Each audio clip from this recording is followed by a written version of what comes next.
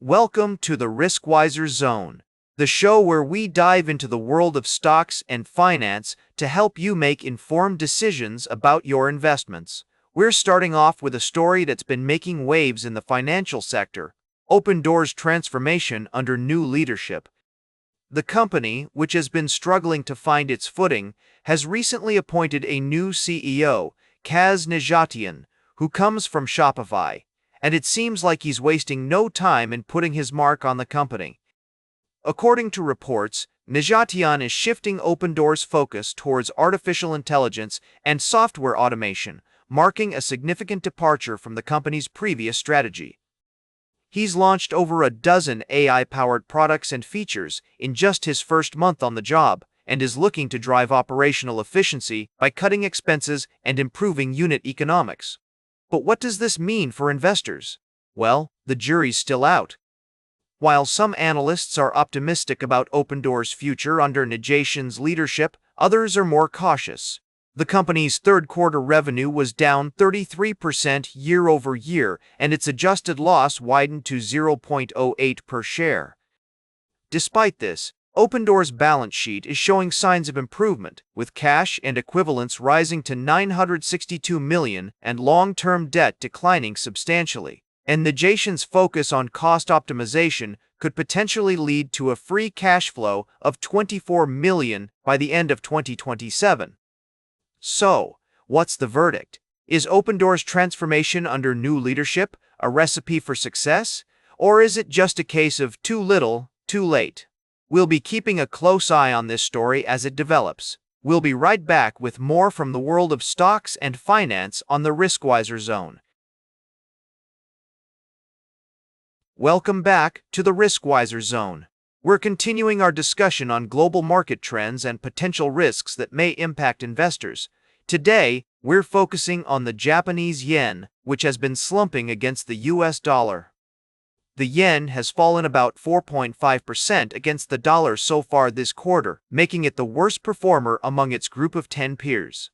This significant decline has intensified the debate over whether Japan's government will intervene to shore up the currency. Historically, Japanese authorities have intervened in the market when the yen weakened too quickly or reached levels that were deemed unfavorable. However, this time around the situation is more complex. Japan's new government, led by Prime Minister Sanae Takaichi, has signaled its desire for a slowdown in interest rate hikes, which could further weaken the yen. Additionally, the government's plans to boost spending are also contributing to the currency's decline.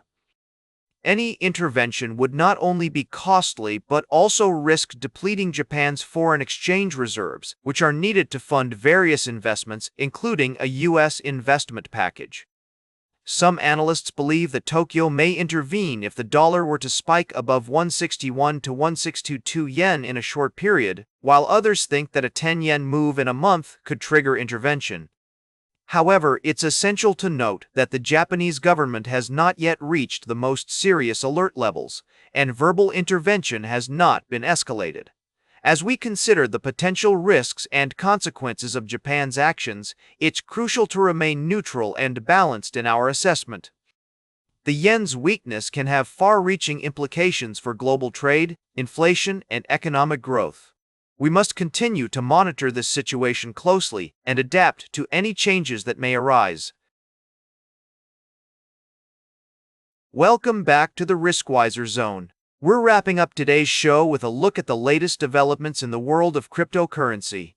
The U.S. Senate has unveiled a landmark crypto market structure bill, which is expected to pass by the end of the year. This new legislation aims to provide clarity and regulatory framework for the rapidly growing digital asset industry. The bill proposes to create a comprehensive framework for the regulation of cryptocurrencies, including rules for trading, investing, and issuing digital assets. It also seeks to establish clear guidelines for cryptocurrency exchanges, wallet providers, and other industry players. Proponents of the bill argue that it will help to increase investor confidence, reduce volatility, and promote innovation in the crypto space.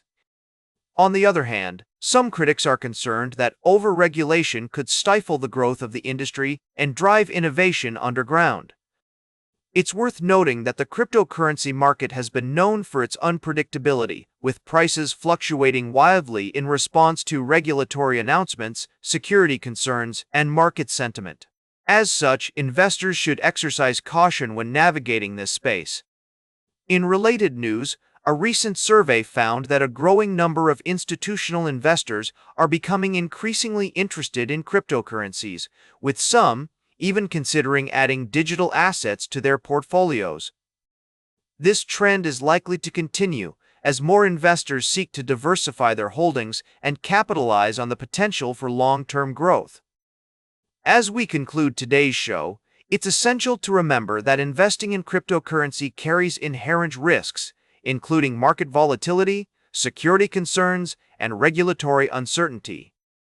As with any investment, it's crucial to do your research, set clear goals, and never invest more than you can afford to lose.